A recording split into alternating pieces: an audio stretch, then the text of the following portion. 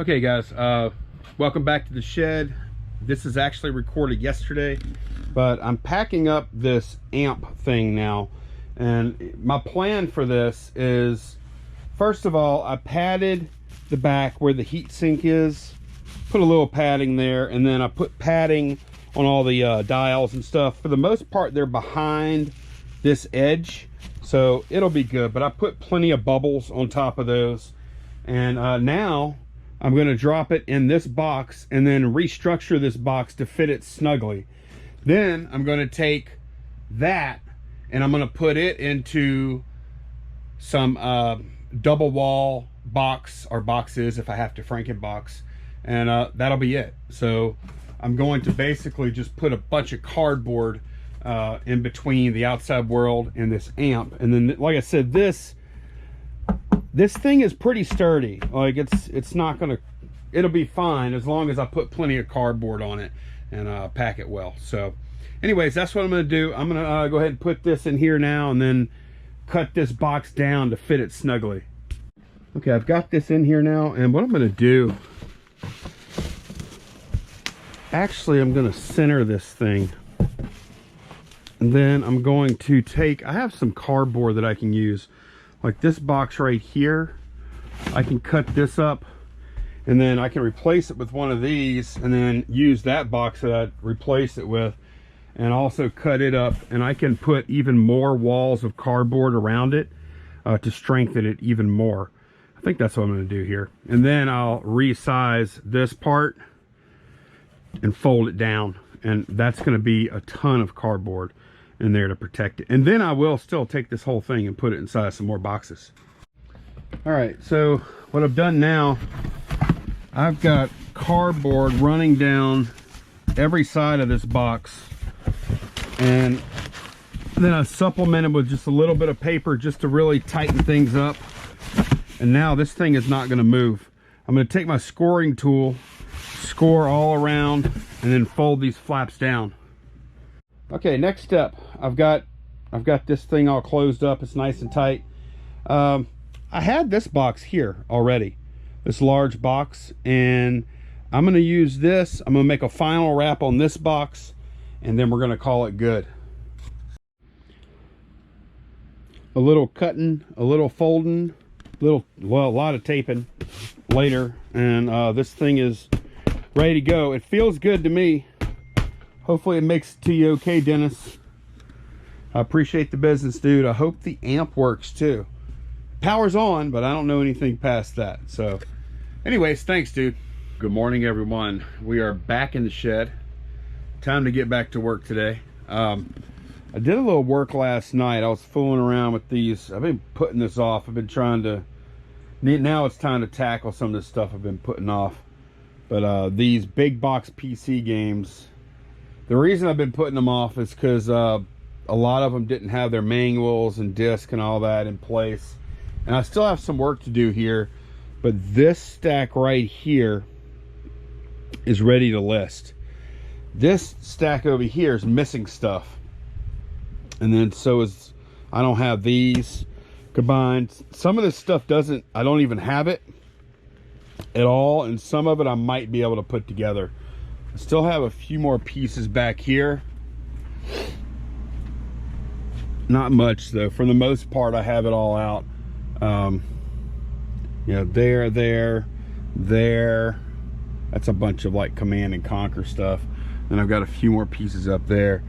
And then out of that same lot, I've already listed that stuff and starting that stuff. So I'm moving along there, gonna get it done. I'll definitely get that stack that's already, I think that's what I'll do after I pack orders. I'll get this stuff right here listed and shelved, and that'll make room to work with the other stuff and finally figure it out. And then I can move on to some other stuff. So, but yeah, let's pull some orders though, because they got to get out. All right, first up, I already pulled this one. This is a set of Star Trek Next Generation cards. I already pulled those. Those are going out to a viewer, Darren. Darren, thanks so much. I appreciate your order. I hope you like the cards. The next one is back here. Another viewer sale. This one, For whatever reason, I had this game in with the PC games. This game should have been over there with the video games, but it was over here. And I had to come look because I got an offer from Heather. Heather in Houston bought this. This is Wheel of Fortune in the box. She said she needed something to test a Super NES system. So here it comes, Heather. I appreciate the business. Thank you very much. I hope your system works. All right, we have a pair of Converse going out. It's these purple ones here. I'm selling a few shoes. I'm making a little room there on that shelf. These sold, I took a best offer on these from a viewer for $25 plus shipping on top. These are some big ones, size 13. I actually could have kept those for myself. I thought about it, but you know what? I've been using, I've been wearing Skechers for the past month or so with the air, what do they call that? Memory foam. Memory foam's soles in them. Oh my gosh. It's made such a huge difference. At the end of the day, my feet aren't tired. My legs don't hurt anymore because I'm on my feet pretty much all day, every day. Oh, anyways, those are going out. Those Converse are going out to a viewer named Eric. Eric, I hope you love the shoes, man. I think you will, though. They're in fantastic condition. So, yeah, you'll like them. Thanks again for the purchase, though, man. I appreciate it. All right, we've got a Cross Schaefer pen going out. I hope it's this one because I think this is the last one I have. I didn't even look at which one it was. Not a Cross, a Schaefer pen. Why did I say that? BB8. Yep, that's BB8 right there. I paid $5 for this and I got $19.99 plus shipping on top. So I think 3 of these I had, all 3 are gone now. Oh, this thing. I don't know which one is wrong, but when y'all said, the viewers, like several viewers said that like one of the casters is the wrong size. I haven't dealt with this yet. Maybe I'll do it today, but I'll at least flip it over and figure out which caster is not the right size. So apparently I didn't buy all the same casters. I have a horrible attention to details like that sometimes. So I got them all out of the same bin they should have been, but I must have just not noticed it. It's a very aggravating wobble though, I'll tell you that. Okay, next is something I listed just yesterday. And that lot of big box games and stuff, there's so much stuff in there. I've sold hundreds of dollars worth of that lot already, but this was in there too. It's these Great Courses things on DVD. I just put them all together and sold them for 20 bucks plus shipping. Chaos, Story of the Bible, Great Debate, American Constitution, Lost Worlds of South America. 3 of them have their books, 1 of them does not. So 20 bucks plus shipping on top. It sold really quick because I sold it really cheap. I sold a Bible. It's been a while, and actually my Bible stock is really depleting here. I hadn't really noticed that. But yeah, this one right here, it's a Regency red letter edition, giant print. It has all this stuff going for it.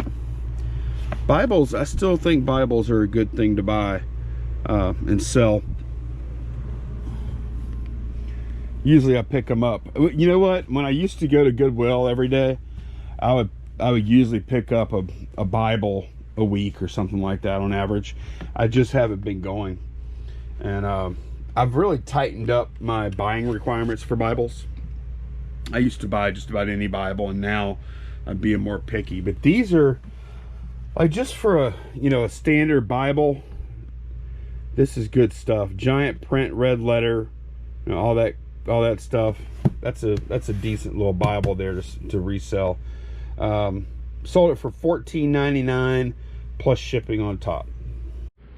Okay, one more order to pull. This is something I got in Tennessee. I gotta figure out where it is. Let me get my step stool. Okay, so when I was in Tennessee, the Highway 70 sale, John, the Cincinnati Picker, and I made kind of a bundle deal with the guy. The heck is that lens at? It must be in this drawer here. Made a bundle deal with the guy where John bought, here we go, this is it I think. John bought a Marantz amplifier, and I got this Canon 35-80 kit lens. What do I have into this thing? I have to go back and look. $3, $5, something like that. I don't know, I can't remember what it's less. It's $5 or less. I think it's like $3 maybe, something like that.